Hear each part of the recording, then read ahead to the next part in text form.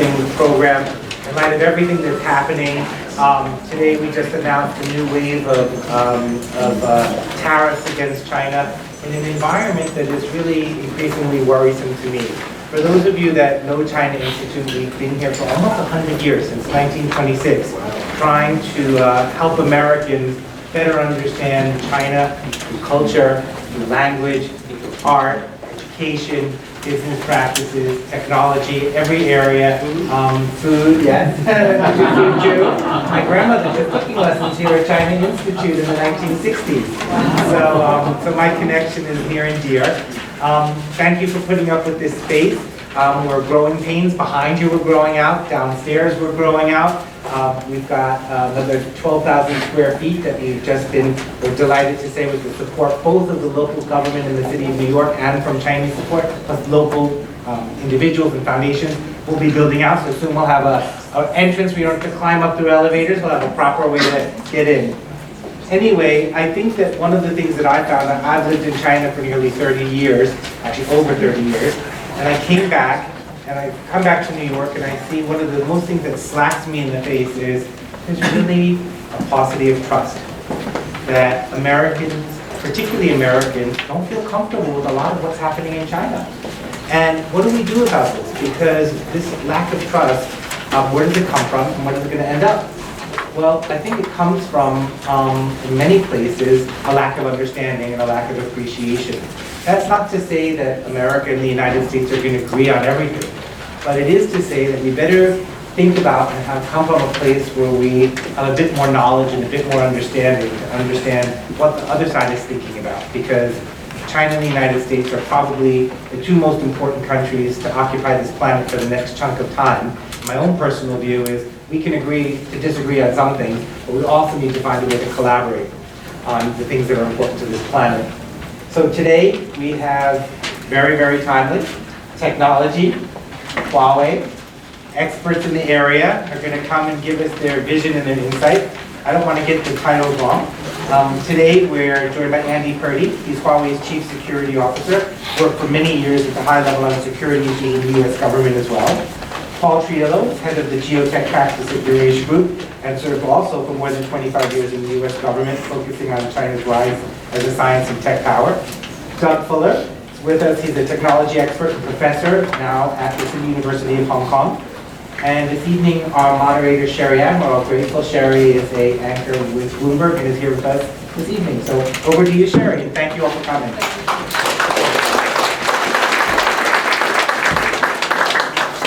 Hi, good evening, and thank you first to the China Institute for hosting us. It's going to be a great conversation. What an opportune time to have this conversation. Just as I was heading over here, in the afternoon, we had again President Trump in a series of tweets announcing 10% tariffs on an additional $300 billion of Chinese goods starting September. Don't forget, we just had the trade talks in Shanghai, so a bit surprising, but also not that surprising given that we really didn't see that much progress there. We had some talk of potential American farm product purchases by China, nothing really concrete. Of course, it really makes me think, is that really muddling the big issue at the core of the trade tensions, which have really not been addressed as of late. And I'm talking about intellectual property rights, of course, technology transfers, and of course, Huawei, and how to deal with Huawei. As Paul was telling me just before we came on stage, with the blacklisting of Huawei earlier this year, the bilateral China-US trade war has in a way become a global issue. We are talking about so many parts of the world economy relying so heavily on Huawei. So in today's conversation with Andy, Paul, and Doug, we want to address all of this competition between China and the US and how tech is at the center of this fight for dominance. So it's going to be exciting, right? Fight for dominance. Let's get started with Paul. US-China trade war continues. It's just escalated. Let me just ask you a very general question first. The tariffs, how much more challenging do they make getting to a resolution now?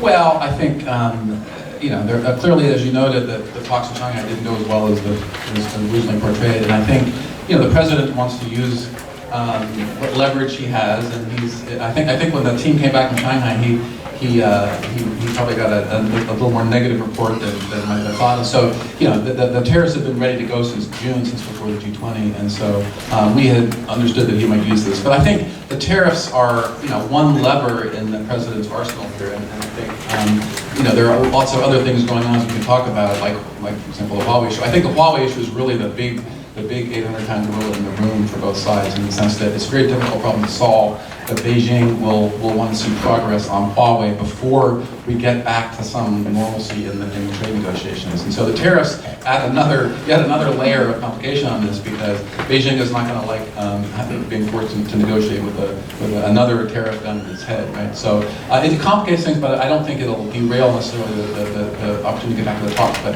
I think the Huawei issue is still much bigger, and even the ag purchases is a pretty complicated issue that has to be resolved. Right, because Huawei, and the thought goes now, could be used as a bargaining chip, something that obviously Washington really does not want to see, especially Congress, with more China hawks becoming more vocal. So Doug, let me ask you, how did tech all of a sudden become such a key part of these trade tensions? Well, I think that's been developing for quite a number of years, that on the U.S. side, American companies have been unhappy for a number of years with what they at least perceive as inadequate protection of their intellectual property in China, and maybe also just in some areas less access to the market than they would like. So that this isn't really a new tension, and you can go all the way back to just after China's accession to the WTO, and the U.S. semiconductor industry was complaining about Chinese policies at that time. Is it that America's approach now to these tensions are, in a way, surprising? That they're going so aggressively against specific Chinese firms? Well, that part is, I think, very surprising, that they, not only that they're going so aggressively against certain Chinese firms, but frankly, with the entity list, I think they're really, in the end, hurting a lot of American firms quite severely if they actually go through with a very sort of stringent enforcement of the entity list. That doesn't really have too much precedence in terms, yes, in the past there were export controls and there was the Boston Agreement and all of that, but this going after individual companies that are quite large and are in some ways heavily reliant on U.S. Suppliers already, as opposed to past in the Cold War and the Boston Agreement, cutting off maybe future markets but not already developed markets is somewhat unprecedented. Yeah, I think we're really, I agree, we're in uncharted waters here. I think, just to step back a little bit, I think it's important to note that a lot of these issues have been around for a long time around China's technology policies, industrial policies, market access, forced technology transfer. I think what's new is this administration has chosen to put in the technology sort of front and center. In 2017, for example, the new national security strategy in the U.S. talked about for the first time the national security innovation base, right? Which basically said, okay, all of U.S. technology, the whole technology sector now is much more closely associated with national security. And then you had, over the last 2 years, for example, a revamping of the U.S. export control system, and a revamping of the reviews of foreign investment in the U.S. And this was really driven by concern over China, right? So this is a long-building concern over Chinese companies' ability to get around some of these export controls. And of course, the big difference between earlier iterations is that China is now a major technology power. Huawei is a good example, of course, and other companies like Alibaba and Tencent. And so the perception is that the U.S. is now in a sort of a longer-term struggle with China over some of the key technologies like artificial intelligence, like quantum computing, and like 5G, for example. And so this has really accelerated in the last 2 years as China has put out national strategies for AI, for example, and as companies like Huawei tend to dominate and be very players globally in mobile telecommunications, for example. So the concern in the U.S. has been growing about China, but then this particular administration has been particularly concerned about technology, and that's pretty clear. So let's talk about one of those concerned companies, and the Trump administration is really laser focused on Huawei. Andy, so give us Huawei's view of where Huawei fits in the global tech space. Well, we are not interested in being a bargaining chip between the U.S. and China. I mean, it's certainly been, as said, become kind of a major focus, but the issues between the U.S. and China, and you alluded to some of them, are very significant. And with the rise of China economically and militarily, how the new reality, where it's rather than being the U.S. being the only world power ever since the breakup of the Soviet Union, now we have an evolving new situation, and we have to find a way to have accommodation. We have to find a way to make sure that we can build trust and build communication like the China Institute is trying to do, because there's an awful lot of misunderstanding, there's an awful lot of mistrust, and as one of you alluded to earlier, the issue about jobs, the impacts on the United States are very, very significant. It's kind of like in some of my meetings a couple weeks ago in Shenzhen, a couple weeks before that in Shenzhen, and most recently I had my 25th visit to China. It's clear Huawei we can go it alone. It's going to be a bump in the road. It's going to affect our ability to continue to grow our profits. But we'll go it alone, and it's not certain how much will be harmed. But we're not a publicly traded company. Our executives are not going to lose their jobs. So that's uncertain. But the certainty is that the $11 billion we spend every year from American companies, that could go away. And if Huawei goes our own way, we might not come back. I like the world we're in now, where Huawei has 30% of our components come from China, 32% from the US, and the balance from the rest of the world. That's a good place to be, where we have one common set of standards, not like the old wireless days, where we had 3 sets of standards, which affects innovation and competition. And we have had a historic growth in the global economy from globalization. So we need to find a way to build trust and communication, try to encourage US and China to sort out their differences, perhaps one issue at a time as they start to build trust, rather than just trying to come up with one comprehensive deal where you settle everything. So, in your view, Andy, where do you think is the biggest misunderstanding when it comes to your company? Well, I think because of the geopolitical environment between the US and China, there's an unwillingness by the normal folks within government to have the normal kinds of discussions that we would have about how to address risk. So they're not having those conversations with us. So for example, Nokia and Ericsson, 2 European companies, are only allowed to do business in the United States because they are subject to government-monitored risk mitigation agreements.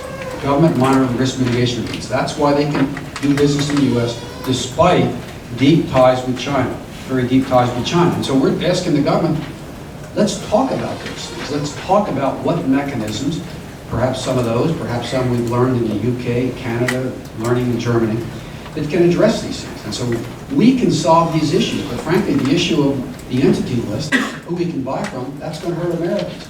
Who we can sell to in the United States, we sell to the 40 rural carriers of wireless wireline, wireless service. We don't make very much money from that. And we're talking about helping them build out their 3G and 4G. We don't need to worry about 5G right now. It's to benefit them that we be allowed to continue to do business. So there are a number of issues that hopefully can be in the discussion, but we've got to tamp down the emotions in the discussion and try to talk about facts and start to build trust one step at a time. We want to get to some of the concerns a little bit later, but first let me ask Paul, why security is such a big issue when it comes to next generation networks like 5G? Not so much with 4G right now. Well, security is always an issue, but yeah, I think that what has sort of galvanized concern about in the U.S. particularly about security of networks is that 5G really is a fundamentally different. It's a game changer because the system is now designed from the ground up to do a lot more than just stream high definition videos to your phone. It's really going to be a lot more about machine-to-machine communications. Think smart factories, smart cities, autonomous vehicles, and so that has sort of gotten people worried that there's going to be somebody in Beijing who's going to direct an autonomous vehicle to go off the road and kill somebody in Switzerland. Right? So that's the kind of concern that we see. I feel actually I've expressed that senior officials of the U.S. government. So the problem is there's going to be a lot more data flowing on these networks. So the critical infrastructure, the definition of critical infrastructure will expand widely. You'll have a lot of Internet of Things devices out there and sensors. And so, it really is a very different world, and of course, it's going to take time to get there. But there's a perception that now security around 5G has to be worked out. As Andy said, I think there are many ways to do this. The standards around 5G are being set, which have a lot more security built in than 5G. The carriers understand security here, so the security picture is very much more complicated than concern over one vendor or two vendors. And so the debate about Huawei, for example, ends up being very simplistic and not getting into some of the broader issues around security around 5G, which apply to all vendors and to all carriers. Don, then let me ask you, what is the Trump administration trying to achieve here? What's the end game? I have no idea. Yeah, that's a doozy of a question. Seeing into the mind of Donald Trump, I don't actually. There is, you hear often in China this idea that this is purely protectionist measures from the U.S. But I actually don't agree with that point, just because, frankly, in this space, the U.S. doesn't have a vendor of telecommunication equipment like Huawei. So all the U.S. is really doing in trying to hurt Huawei is helping Nokia, Ericsson, and Samsung. So this is why I'm especially puzzled what the end game is. Maybe Paul has a better idea on this. Well, I guess it depends on which end game you're talking about. So with this, are we talking about specific companies against specific Chinese companies, or are we talking about the big picture of China's products, basically? Yeah, I think we have to step back and say, the big picture is that there are multiple agendas. So particularly in this administration, there are a lot of different factions, if you will, just as there are in China. But I think in the U.S. government, one of the things that has complicated the issue even around Huawei is that this administration is being run in a way that's very different from past administrations. So there's not a very orderly, for example, interagency process to coordinate actions like putting Huawei on the entity list. And so we usually, when we talk to clients about this, we usually talk about at least 4 different factions. So the first one are the trade guys, right? Focus on the deficit. And the president has historically been focused on the deficit. And people like Treasury Secretary Mnuchin is focused on the deficit. So in that sense, this is their priority. The second group are the trade structuralists. This is USTR Robert Lighthizer, other people at the Commerce Department, who really want to look at the trade negotiations as a way to really change China's behavior in some of these problem areas around market access and subsidies. And they're taking a very pragmatic, they have a strategy actually, they have a really clear strategy. But then there are the 2 other groups, which are a little bit more different and serious agenda. They're the supply chain decouplers, or supply chain nativists, who really their end game really is to decouple the economies, and particularly the tech sectors. So their feeling is that too many, the ICT sector, the technology sector, there's too much supply chain focused in China. And so they actually view the tariffs as a vehicle to, not so much directed against China, but against U.S. companies to move supply chains out of China. We're already seeing this, of course. And then the 4th group is the China is an existential threat. This is like Steve Miller at the White House, formerly Steve Bannon, now roving the world and trying to portray China as a clear and present danger. So those last 2 groups don't really have a strategy. But all they want, it's a very negative strategy. It's block China, and out of those 2 groups comes some of the animus against Huawei and against trying to blunt China's rise as a technology power, and also driving this narrative in D.C., the so-called Washington Consensus, which is that China has taken advantage of the U.S. system, has had access to technology, and has sort of exploited the U.S. system to its advantage as part of its rise as a technology power. So that's a narrative that's taken hold in D.C. And so there's different, so the end game is different. But certainly there are those who do want to take down Huawei as a company, who would like to see the company, who don't want to deal, who don't want to see Huawei taken off the entity list. But then there are others who don't have that agenda. The president certainly is not in that camp. Right? The president, he tweeted today about tariffs, and he tweets about a lot of things, but he doesn't see China, I think, as a long-term existential threat, and he doesn't see Huawei necessarily in the way that some in the U.S. security establishment and those other 2 factions see the company as a long-term threat to U.S. ability to operate globally, for example, the Department of Defense is very concerned about that. So I think it depends. The end game sort of depends on which of those actions you're talking about. There is no one simple end game in other words. Let's address some of those concerns, though, from the security folks, and why they see Huawei potentially as a threat. So let's go with the basic big one. It's a Chinese company, Andy. We know that China has a national intelligence law that would require Chinese firms to turn over information if requested to intelligence agencies. I think that has been cited very widely as to why there's so much suspicion over Chinese firms. How does Huawei allay those concerns? Well, first of all, I would add to what you said, that some in the U.S. government have said that it's more about the country than the company, that the U.S. government is worried about Huawei. And some government officials have also said, I think quite forthrightly, although there's been a lot of debate about the Chinese security and other laws in China, the fact is the U.S. government does not believe that the laws make one iota of difference. They do not think it matters. They believe that China is not a rule of law nation. They believe that China would order whoever they want to do whatever they want. And specifically, they're worried that they would be able to put in backdoors in our products to force us either to steal intellectual property or commit national security espionage or launch attacks in a 5G world to be able to shut down services that we really come to depend on. So what we are recommending, what our approach is, that when folks worry about us, there needs to be a greater focus on what all the experts talk about. And you see what the commonality, I just got back from Sydney, Australia, in meetings yesterday, the first other country to ban Huawei from 5G. So the Australian government, the UK Oversight Board, the chairman of the FCC, a couple of those I'm forgetting, some people in Congress, the recognition that there needs to be, given the risks in cyberspace and our growing dependence, there needs to be a comprehensive approach to address risk relative to the entire system, which is the telecom operators, the equipment vendors, and other third-party providers. And those requirements need to be steeped in international standards and best practices.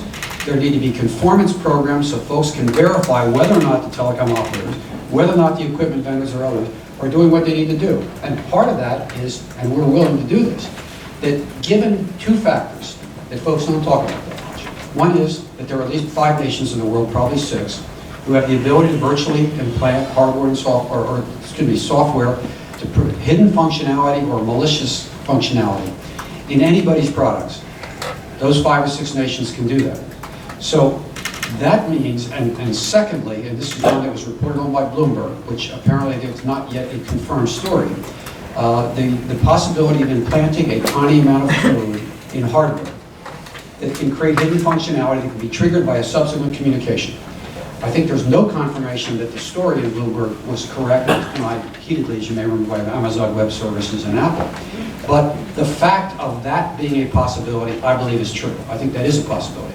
But I believe the experts know that you can test for it. In fact, the Director of National Intelligence oversees our 16 intelligence agencies. The principal deputy said about these 2 threats, the backdoors and stealing data. She said, regarding the backdoors, I can test for that.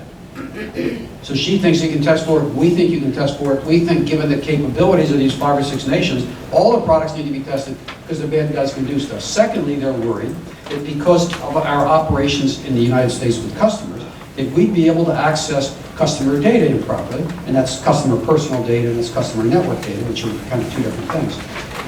And that we could be forced by China to send back the data. And this is part of the approach that we have in response to your question, and part of the approach that we suggest as part of a comprehensive approach. It should be required, or at least contractually required, by all equipment vendors. And that is, we don't access customer networks from China, from Huawei in China. We don't access customer networks from Huawei in the US. We only access customer networks, and to Paul's point, the equipment, the telecom operators really control the access.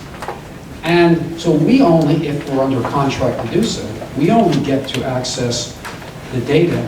We've written permission from the customer each time we touch the network. And we have a system in place, third-party system, that every keystroke is logged when those laptops touch the customer. So there's no way data is going to be collected, no way data is going to be sent back to China without people knowing. That kind of assurance and transparency is what the US and others in the standards bodies we need to work on so that we can have greater confidence and a greater reality that the risks in cyberspace, the risks of our information and communication technologies are adequately addressed in a transparent manner. How much is Huawei doing itself within the company to address those vulnerabilities? Because you mentioned the Bloomberg report, we have another one on Vodafone and its Italian business and how there were hidden back doors, and those were addressed, but still those issues went for a while that could have made this customer data vulnerable. We have US cybersecurity firm in Finite Research talking about all of these vulnerabilities in Huawei gear much more than in other equipment. So how much is Huawei doing itself within the company to police that?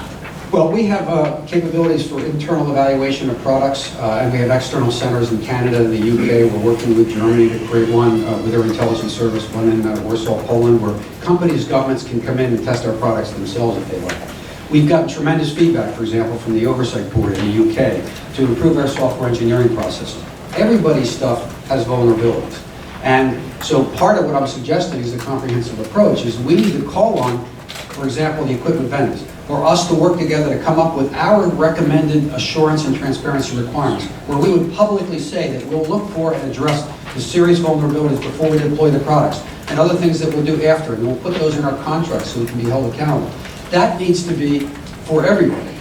Does that organization, as you put it, you're basically policing yourself? Remember what happened with the Boeing 737, right? We had lots of Boeing engineers policing themselves instead of the FAA. So wouldn't we want, and I believe Paul had this point about more of an international organization like the IAEA, for example, when it comes to atomic power? We definitely need some kind of an international structure. You can't create a new organization that's going to create the standards, because there are great standards bodies around the world, but to create some clarity on these are the sets of requirements, and you ask folks whether you're going to step up and follow those or not, and try to make sure that you know what those are relative to, as I said, the telecom operators and the equipment vendors, because frankly, we have these external oversight in the UK, and we have learned a lot. Some cold, hard lessons about how we need to improve our software engineering process, and that's right. And we believe that our competitors would value from the same kind of evaluation of their products. It would help them improve their processes as well. And then we could all have greater confidence that the risk overall is reduced.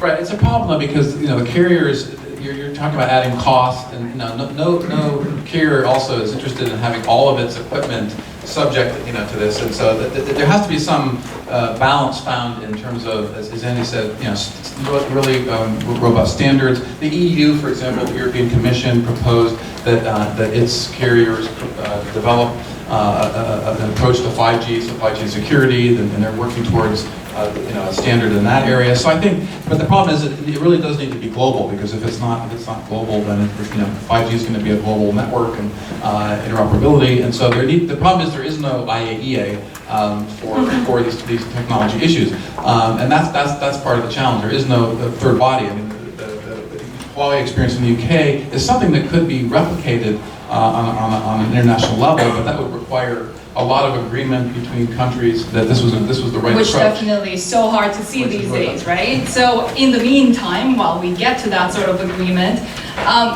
we are starting to see this bifurcated system arise in the tech space, right? So Doug, tell us about some of the costs that would incur if you do get an actual US-China tech divorce. Well, if you actually had a tech divorce, I mean, the cost would be extremely high.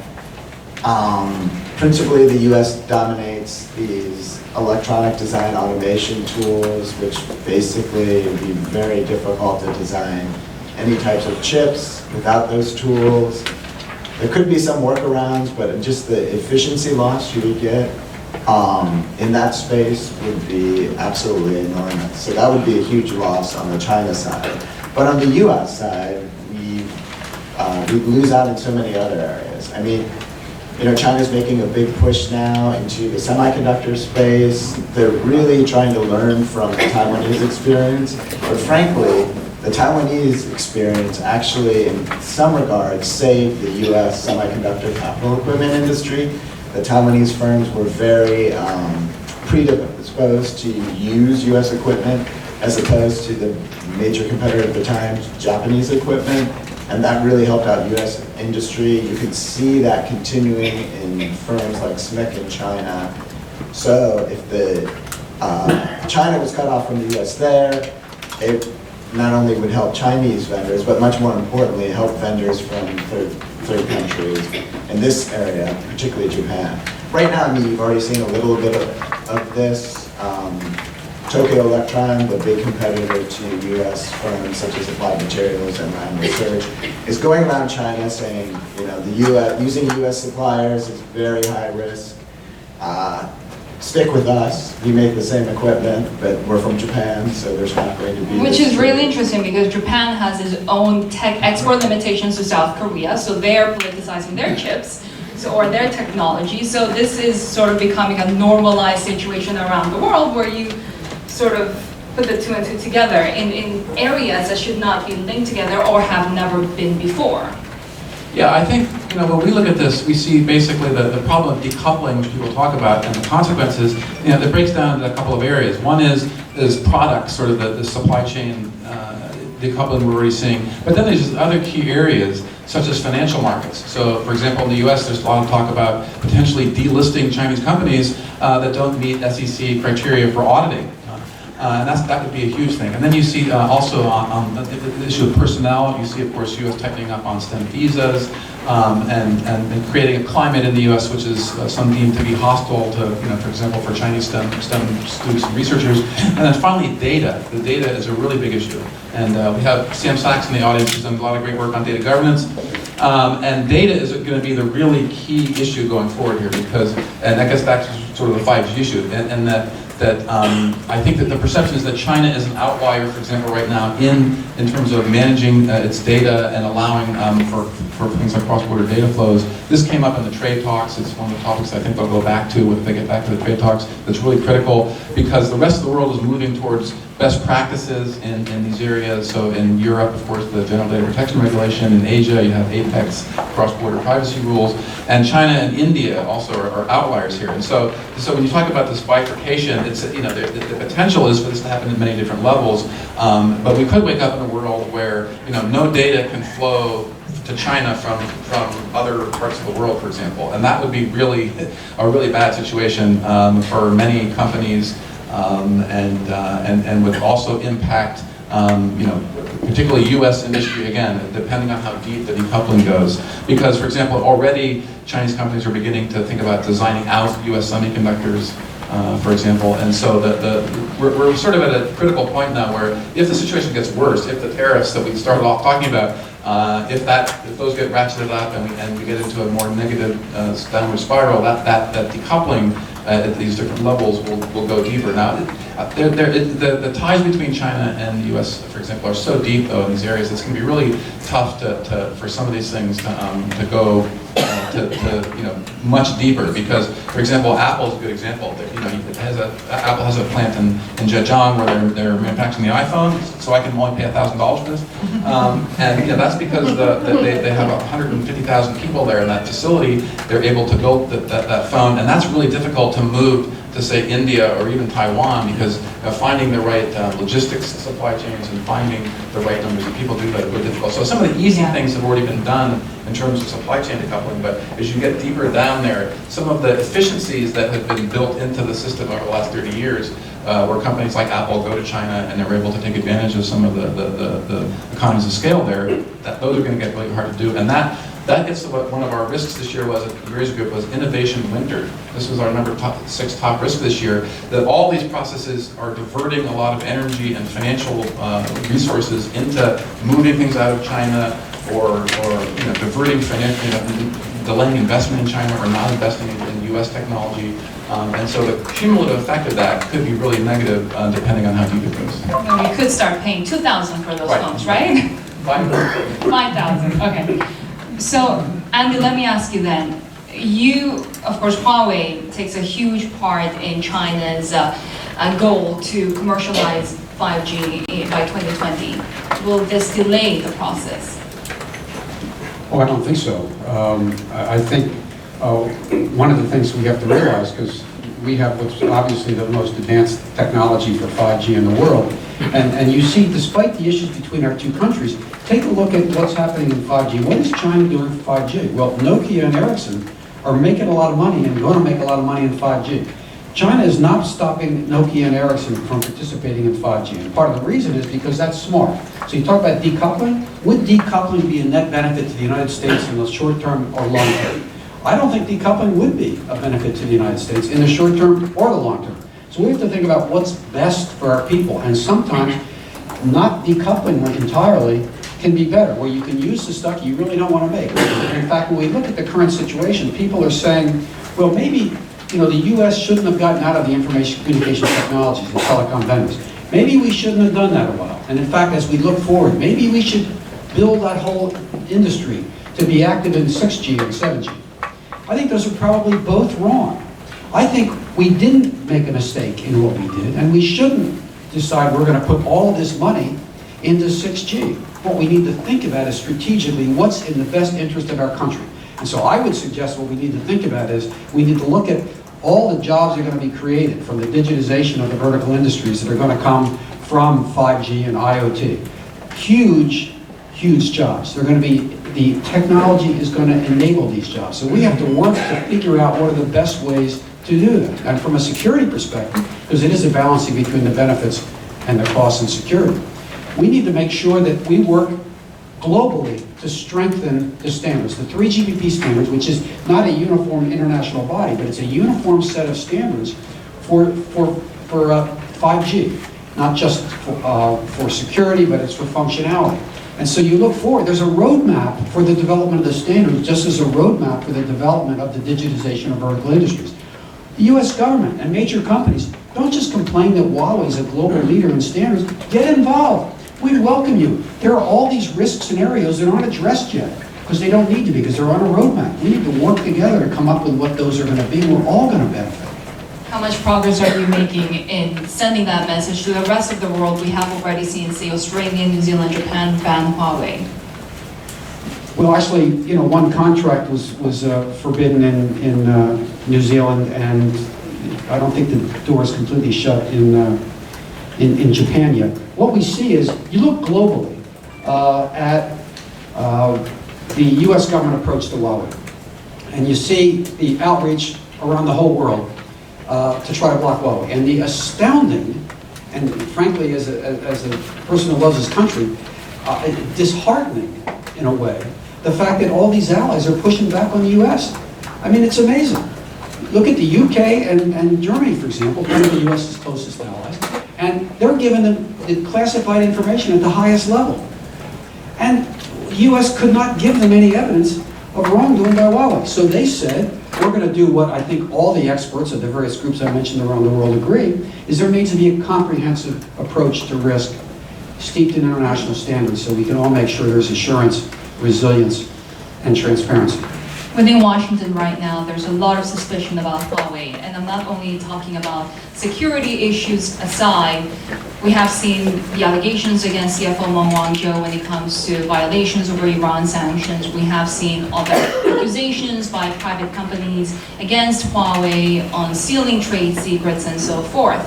So how challenging is it to overcome those accusations and allegations, especially when it looks like from afar that is a pattern of bad behavior and not isolated incidents? Yeah, I don't think that's a fair characterization. I think, in fact, it's interesting, because I've done a media interview or two in the last couple of months. The number of times folks talk about allegations of major cybersecurity wrongdoing by Huawei.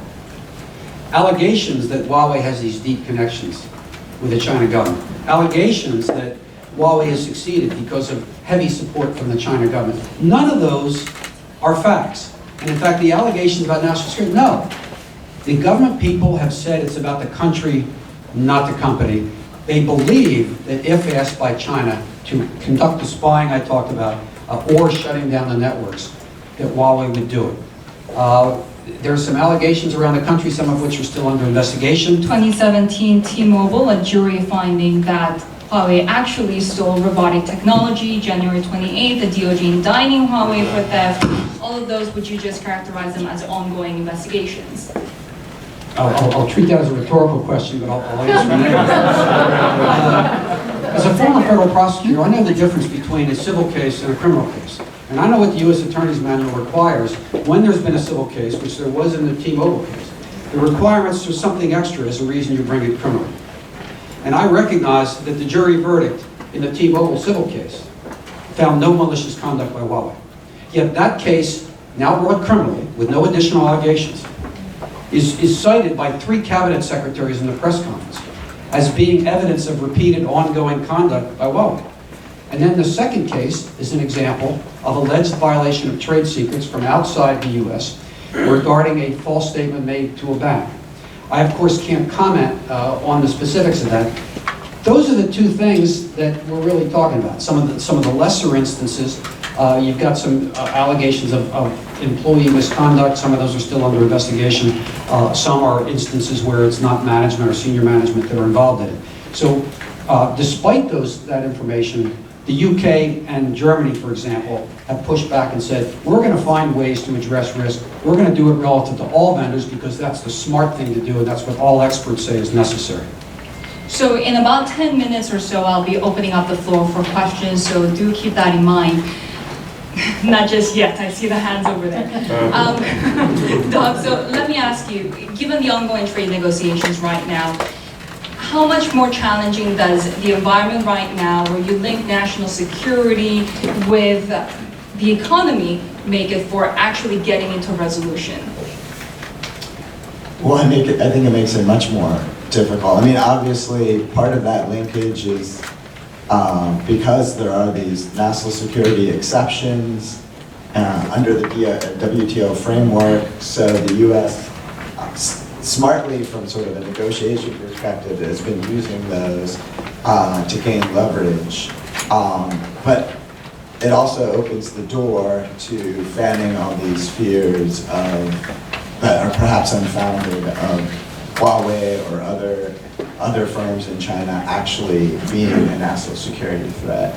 However, I would also have to say that I think Huawei is not the most transparent company in the world, and that really has not helped them make their case. And some of the things they've claimed never really made sense and have subsequently been proven wrong. That not about IP theft, but just, you know, who owns Huawei, for instance. Their employee ownership argument never really made sense, and now we know that it's not actually true. Now, the Baldwin and Clark research, I think their argument that then this could be sort of this union could be a trapdoor for the government to step in is at least a far-fetched scenario. But you know, ultimately Huawei is controlled by these insiders, and in part probably because of that, they're not very transparent like many other insider-controlled companies around the world. And that leads to much more suspicion of them. And then on the other issue, I mean, I think Huawei's relationship with the Chinese state is actually very, very complicated. It's not, you can't simply say that, you know, they haven't benefited from any state support. I think that is incorrect. They have received subsidized loans over the years. However, it's also true that they have not been the most favored firm in China. If anything, U.S. Trade policy in recent years has changed Chinese industrial policy to make it more effective. What do I mean by that? In the past, Chinese industrial policy in the telecommunications space tended to favor the laggers, help firms such as Datang and ZTE, who are far behind Huawei. In the recent set of procurement, finally, for the first time, Huawei got the biggest slice. So in the past, China was also always giving the biggest slice or an equivalent slice to firms that didn't really deserve it, doing the opposite of what you should be doing with industrial policy, right? Helping the best firms out. But this time around, because of the continued US attacks on Huawei, finally, Huawei's getting its just due, as it were. And I would just add that in terms of the trade negotiations, I think, you know, this is really complicated things because the U.S. is using these tools like the Entity List that weren't really designed for this purpose, right? The Entity List was designed to punish companies that were supplying nuclear components to Iran. And here you have this Entity List actually being used against a company operating globally in hundreds of countries with a very complicated supply chain. So part of the challenge in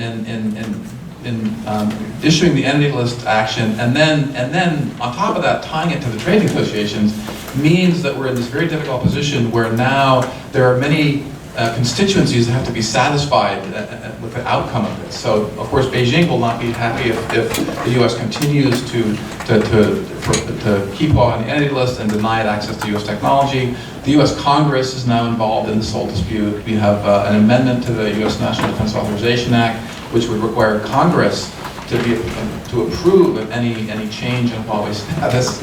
And then we have, of course, the sort of China hawk elements in the administration who really do continue to want to punish Huawei. And then, of course, you have the trade guys now involved who would really like to see that Huawei should go away because it's getting in the way of the negotiations. And probably we can't get to a trade negotiation settlement without Huawei being removed as an issue in the bilateral relationship. So the allegation is that Huawei is actually controlled by the China government. Your comment about transparency, you said controlled by insiders. Jeff Bezos owns a minority of shares. If you look at Elon Musk owns a minority of shares. Many corporations in America, the person who controls it, Steve Jobs didn't have a majority of shares. People who controls it can be a minority shareholder. There's no evidence that our company is owned by the China government. As for transparency, we're audited by the KPMG, the global auditing firm. We let those folks who could come in the study spend an awful lot of time going through those reports. So I welcome suggestions of how companies can be additionally transparent. I think we could probably use a lot more transparency in a lot of different places, but anyway, I just want to respond to that. And Doug just mentioned how Huawei actually is being helped by these U.S. attacks, right? And I just wonder, how can the U.S. strategy backfire on the U.S.? Will China actually put all of its weight then on Made in China 2025? Yeah, we had a good discussion of this earlier. I mean, this idea that the Huawei action on top of the ZTE last year is somehow a Sputnik moment, that now China will finally get realize that dependence on U.S. technology is not a good thing. I think that's some people talk a lot about, but it's really difficult. We had a very good discussion about this, how difficult it is for Chinese companies to move up the value chain in the semiconductor industry, depending on what piece of it you're talking about. It's very difficult. It takes a long time. China's government has thrown a lot of money at the semiconductor industry, for example, over the years, and with still very little to show for it, except, of course, a company like Huawei and HiSilicon, which is a very capable company that does design in the semiconductor arena, and then the chips are fabbed in Taiwan. And so in a sense, Huawei is a good example of a Chinese company that has chosen to reduce its dependence where it can, but has not purposely tried to divorce itself from the global supply chain, because Huawei itself can't duplicate all these ecosystems that have developed technology around the world. So when they need something, a particular component, and it's already out there for available, they're not going to try to recreate that product. And so I think the problem is now that with these kinds of actions, that there will be more push certainly to try to design out, for example, U.S. semiconductors from Chinese systems. U.S. industry is very worried about this, for example, but that's going to be a long-term process. That's something that can't happen overnight. So certainly China will try to do more to reduce its dependence, but ironically, the way to do that is to be more market-oriented and let the market decide winners and losers. It's not something the government can just continually pump money into and get results, as we've seen in China for the last 20 years. So it's a good question, but I think it's a complicated answer in that there's a lot of talk about China reducing dependence, but it's not very easy to do in the short term, or of course, Huawei would have done it and other companies would have done it. Before I open the floor, let me just ask you one last question to the three of you. There was a very interesting article today on Foreign Affairs by Kurt Campbell and Jake Sullivan, and they were talking about how the past 4 decades of China policy by the US was one of engagement that would eventually lead to the transformation of China economically, politically, and in the foreign affairs sphere as well. That, of course, hasn't happened. And the biggest risk, according to the article, is that now Washington will try to achieve the same thing, but through competition, trying to push China to change. So I just want to ask our panelists, before I open the floor, what does healthy competition, and the name of the article is Competition Without Catastrophe. So what does healthy competition between the US and China look like to you, Doug? What does healthy competition look like? I mean, I think it, in some sense, is a situation where there is a large amount of room given to allowing market outcomes. That doesn't mean China or the US cannot, invest in basic science research, do other things to improve their domestic capabilities. But there probably have to be, mutually agreed ground rules about what is and is not allowable in terms of improving these capabilities. I mean, I think the US reaction overall to the 2025 plan was exaggerated. But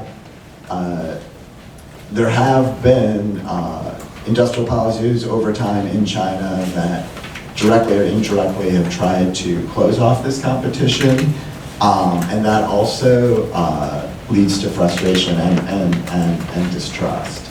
But ultimately, I mean, a big part of the response has to be from the U.S. side to, invest more in R&D, invest more in our own capabilities. I mean, China's made incredible advances, at least in the overall investment they've done in human capital and R&D. I agree with Paul that it hasn't always been done efficiently, but in some sense, the U.S. has to learn from China's experience.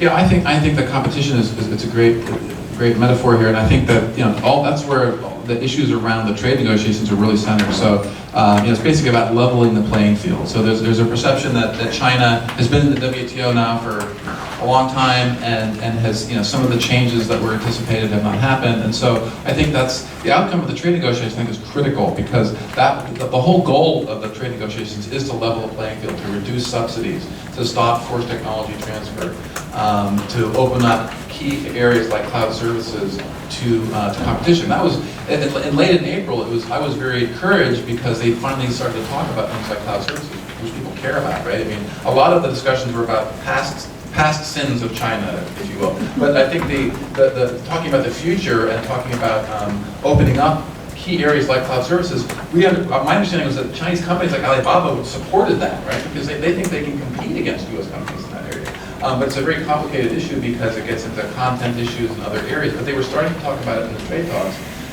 And this idea of reciprocity, which was also key to the trade talks, is coming up, and that applies to the cloud sector particularly, with U.S. companies wanting to be able to operate fully in China. So competition has to be about leveling the playing field, and I think, optimistically, the talks we're moving in that direction. So if we can remove the issue of Huawei and agricultural purchases, which are the two big issues right now that are sort of redoubling the trade negotiations, and get back to where we were in late April, to resume the negotiations, I think that would be the outcome of that would be a leveling of the playing field, and then wouldn't be right away, but over time this would lead to the competition on fair terms, and that's sort of the ultimate goal. But there's still a lot of hurdles. Right. That's such a good question that I'm humbled by my presence with my fellow panel members who are clearly experts and I'm not. I think the U.S. has some issues because of the kind of government we have and the kind of society we have. And so we have some disadvantages in terms of making strategic decisions that China doesn't have to worry about. The decisions whether to build this or put in high-speed trains or invest that, that's a whole lot easier. But we haven't done what we can do. So for example, in 2017, our competitor Samsung and supplier Intel, working with the Securities Industry Association, came up with a report talking about the future of IoT and 5G, and the fact that the public-private partnership in the U.S. have to work together strategically to figure out how to identify those industries, those subsectors that need to be advanced so they can be digitized to help facilitate job growth. It's not impossible, it may be harder, but we as a country need to do it better. And R&D is certainly part of it, but we shouldn't just assume that those things that China's doing are the things that we need to, re-spend our dollars on. We need to think strategically. What's most important for the innovation and growth and security of the United States? China, on the other hand, I think there are some big issues that I think were touched on before. The issues around theft of intellectual property, the forced technology transfer. Those kinds of issues are a gigantic problem, and they really hurt in terms of China being perceived with the rest of the world. The World Trade Organization situation, and I know China filed some complaints, and some of the findings of WTO.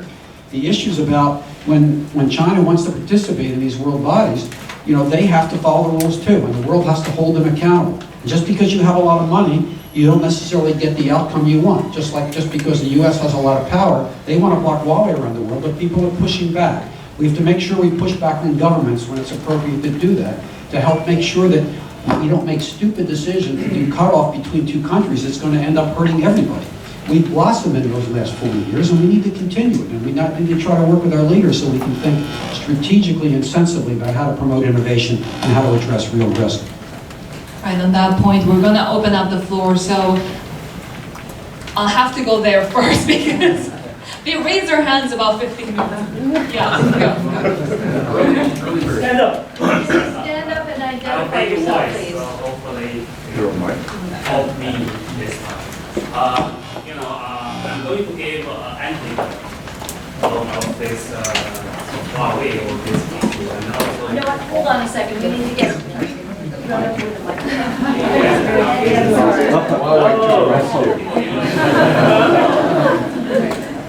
Okay, so I'm going to give And antidote. come back, don't do that, and come back. Okay. I'm going to give antidotes of this Huawei issue, right? And also try to ask two questions directly to the topic of today's talk. I hope it's challenging enough to benefit everyone. So, I came to this country in 1996 from China, and threw myself into the telecom area and industry. On and off for the last until today, right? And in 1996, the four biggest telecom company, emerging telecom company in China. In Chinese, they call 巨大中华. 巨 means 巨人, like a giant. So antidotes, very quick antidotes. So the first We one, have so many people who the want to four ask. companies, it's very important because it gives people a perspective of capitalist versus communist. So the first company is military-owned company. The second is .com. The third is ZTE. The last is Huawei. So the military company totally gone. .com became a player. People know that. And Chinese government threw itself to .com. And ZTE, we know about that. Huawei is only company not directly or partially owned by Chinese government. But that's the best company, telecom company out of the 20 years. What's the question? The question is two questions, right? The first question is, One question. let me see. So, I guess, one question is good. So, out of the reasons listed in the introduction, right, they were saying that Huawei have been targeted because you have over-alleged and wrong section violations and the security issues and 5G dominance competition. So is that Huawei is actually a scapegoat of power play of these two companies, or are those things are really the insensitive? So that's my question. We can take another question as well, so we can respond all of them together if possible, so yeah. Hi, Zachary Klein. I don't need a mic. I'm No, loud. we do, because we. I do? Oh, I'll be even louder. Okay. We're talking about Huawei, whether they should be allowed in the US and other countries, and whether Chinese companies should be allowed to operate. And at the same time, for the past number of years, China has had no problem making decisions about what companies can operate in their territory. I think about Facebook and significant limitations on Google and a range of other companies. And this is somehow perceived as normal. I'm wondering, isn't that a little bit strange? Why doesn't it go the other way? Isn't that a little bit suspicious? Well, those are sort of apples and oranges, right? The restrictions on companies like Facebook and Google and others, those are related to content and also are part of relate to Chinese law regarding what can be published. The Huawei issue is not really comparable in that sense. I think they're really two different issues. People raise this often, but I think the Huawei issue really is more about a government going after a particular company globally to prevent it from operating, right? Which is the companies that you referenced there are still able to operate globally, and the Chinese government isn't going to the U.S. or other countries and saying, don't let this company operate. So I think it's an interesting analogy there, but I think it's pretty much an apples and oranges issue. But don't you want to differentiate the entity list from the ban in the U.S.? The ban in the U.S. seems much more similar to the Facebook analogy, whereas the entity list is going after them globally. So. That's right. Right, we have another. Hi, this is Lou. Can you share your thoughts on the competitive advantage of Huawei and the true technology disparity between Huawei and US entities, for instance, in the 5G technology? Because it's interesting that Huawei has attracted so much attention, whereas other high-profile companies, as you mentioned, Alibaba or Tencent, are not part of this conversation. Thanks. Who would you want to answer the question? Andy.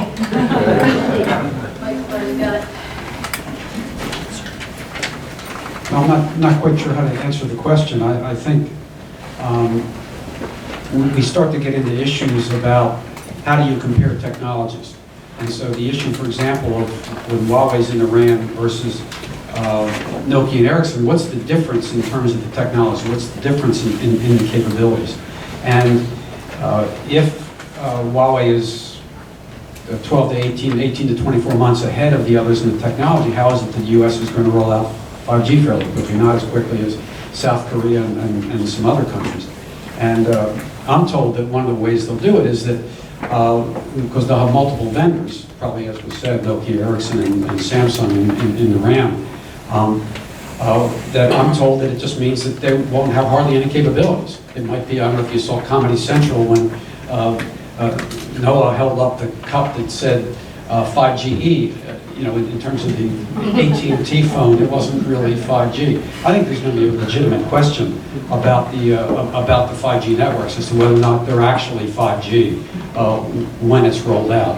But the idea that it's important, I think the U.S. is generally pretty good at this, to make sure that the representations that are made by a company as to what their capabilities are, there needs to be clarity about what does it mean and the differences about the functionality, what can it do, what it can't do, so the companies that buy them and the consumers that buy them have greater understanding of what's actually true and what isn't.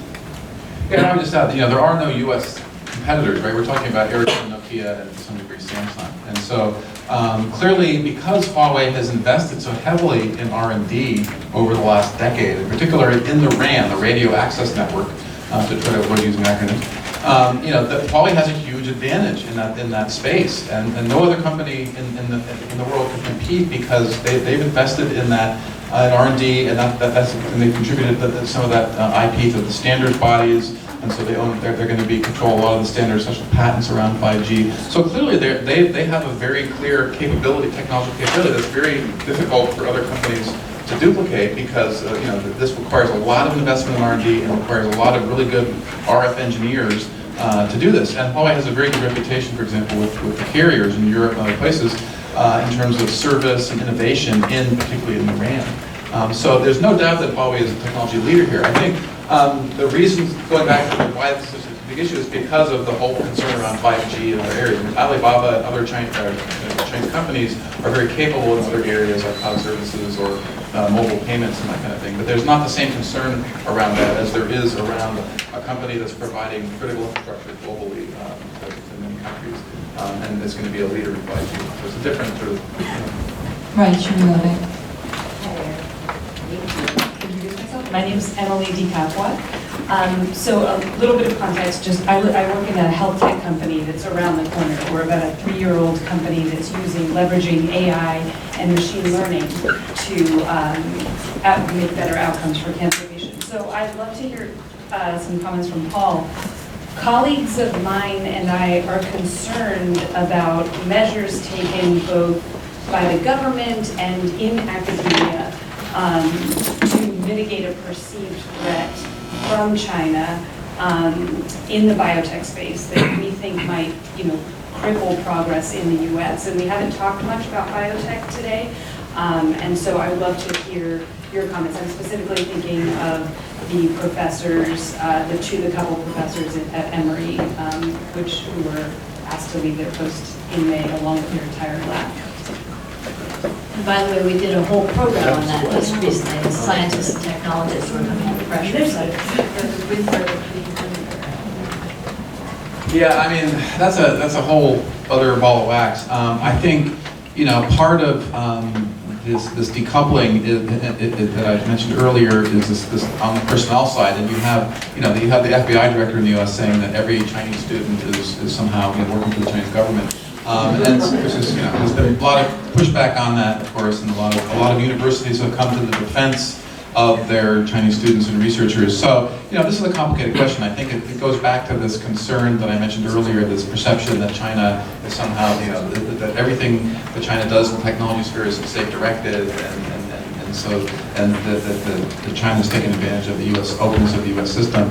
But these cases you're talking about, specifically in the biotech area, I think those are tricky because there is this focus, for example, on the 1,000 Talents program in China, and the fact that some researchers haven't disclosed affiliations with the Chinese government, which seems like a legitimate concern. The question is then, what do you do about that? What's the appropriate response to that? So I think this particular administration has been taking a very heavy-handed view of these things and using tactics, and rather than pursuing sort of a broad perspective that sort of takes into account that these people may have inadvertently not acknowledged affiliation with things like 1,000 Talents, but for some reason 1,000 Talents has become a huge focus of the U.S. government. But this is a good question because I think biotech is one of those sectors where there is this perception that the U.S. is in sort of a strategic competition with China in artificial intelligence, quantum computing. Biotech is another one, and the fact that some researchers have had labs in China and also labs in the U.S. that kind of thing. So there are these cases that have raised concern, but I think you raise a good question about where is this going to go in the future. The focus has been, I think, a lot of it has been in other areas, but I think biotech is one thing that's going to come up more and more as an issue and as a focus of U.S. government action. But there aren't the same. It's a little bit different animal than the things we've been talking about, like 5G and artificial intelligence. Yeah, I think you guys in Eurasia have great research. I think the risk innovation window that you mentioned earlier would expand on that point as well. Anybody else with questions? I think we have a few. So let's go ahead. My name is Irving Lee. Is this less about a trade war, more about geostrategic confrontation? You have China's Belt and Road Initiative that's being placed out, and the fact that they're rolling out 5G to Eastern Europe as a bridge for development, competing with the United States perspective of the war on terror and the expansion in the Middle East, the overthrow of the Ukrainian government. So you have this geopolitical fight that's going on over the control of Eurasia, which is really the bigger argument. Doug, would you like to take that? Not really. If I'm forced to, I mean, I think actually the Belt and Road Initiative is highly overrated particularly as sort of an effective means to extend Chinese power. If you look a lot of the fundraising around it, it seems that there's actually a fair amount of foreign loans involved. So it doesn't really seem in that regard like the Marshall Plan. And there's at least some signs that China is sort of stepping back a bit as well because, they don't want to throw good money after bad money. In some sense, there's more and more of a recognition of the political risk for China that's involved in that. So I guess I would push, I agree that there have been certain elements in the US government, and this is before the Trump administration, that have been very overly worried about that, but I think as it's played out, there's more and more of a realization, at least in certain segments, that it's not really quite the geopolitical gambit by China that some people Let's try the fear. competition. And that's it, same time. Right. So we only have a few minutes left, so I think I saw some hands here. Would you like to take it? You Joe from Boston And then, College. thank you, and then I think there was another hand over there. So Thank I think you. those will have to be. Thank you. I really appreciate the panel. And I think the issue seems to be that conceptually there is this language, even in this panel, the fight for dominance, as if one company can dominate or one country can dominate. But what I think the panel had made it clear is that high tech is an ecosystem, right? So no one can dominate. So, and hurt one, you hurt the other. So my question is, in this administration, which a lot of people may not have a lot of faith in understanding, reasoning, and so on, to what extent the tech company's voice, when you say the US company are hurt by the Huawei ban, to what extent these worry, and the fact that I think the tech company heard probably more fundamental in China or other player going to go different routes for technology if they cannot get US product. So to what extent do you think this worry has been heard or can be heard in the administration? Yeah. Yeah, that's a great question. It's a great question. I think, and part of the problem is this structural issue that there is no part of the U.S. government that does, for example, industrial policy. So there's a lot of focus on national security, and the White House, you have the National Economic Council, but they're sort of more macro focused. So there is no logical place to go to talk about, what is the impact of this very serious action over here in the national security space on U.S. innovation. And so a lot of our clients, for example, are in the semiconductor industry, and so they come to us and ask us, well, where are we going to get where's a receptive audience in the administration for the arguments, which are pretty, again, the arguments they're making are fairly nuanced arguments. The idea that, for example, these kinds of actions are going to lead China to design out, Chinese companies to design out U.S. semiconductors, right? That's a complicated argument to make. And then the other argument they're making is about standards, is the danger of sort of disrupting the standard process that, for example, Huawei is a big player in. And those two arguments, the industry has made those arguments, and they have been listened to. So actually, the president at the G20, some of the talking points you could tell got through. They were a little garbled in some of his tweets, right? But it was clear that that had gotten to him. So the Commerce Department and the sort of professional staff at the Commerce Department, they're obviously very willing to listen to this kind of argument. But you also have the political appointees who are marching from a little different drum, right? The example I always give is ZTE. In 2016, ZTE ran into a very similar situation that Huawei came into. But what happened? The professionals of the Commerce Department, their first reaction was to try to find a solution to that. And so they got an agreement with ZTE. ZTE paid a fine. They came up with a temporary general license. and ZTE was removed from the list. Now later in 2018, we had another story there, but originally that was the way the administration reacted. But in this administration, the impetus is different, and as I mentioned, the factions are different. Right. It's a very messy process, and so the problem is that it is difficult to find someone in the administration to listen to this very important argument about the impact of these kinds of actions on U.S. innovation in 10 years, right? Like, what is the impact going to be in 10 years? Nobody's really thinking in the U.S. government about 10 years out in the tech industry. So we only have about 6 minutes left, but I do TV. I'm going to squeeze those 2 short questions, short answers, because I know there are 2 people there that I promised to. So 20-second question. Thank you so much for being here. So my first question, they'll be short. Do you think... One question. Sorry. Okay, they're really short. Let's do it. Okay.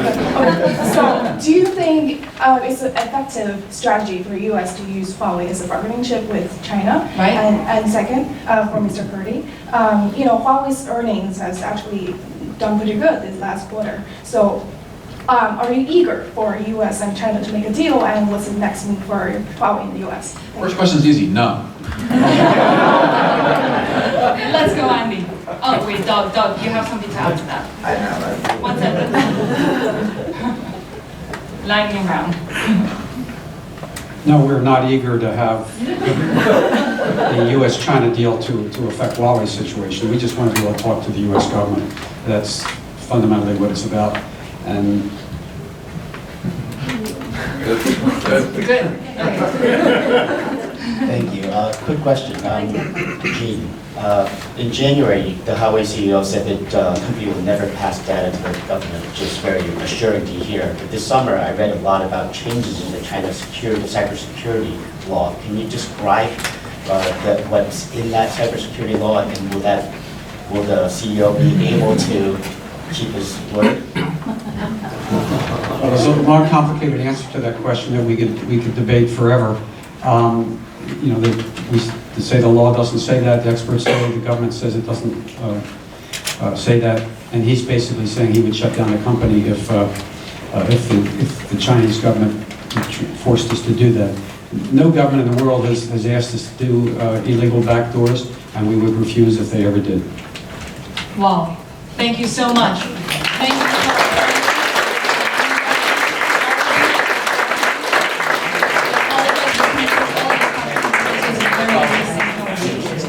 Thank you very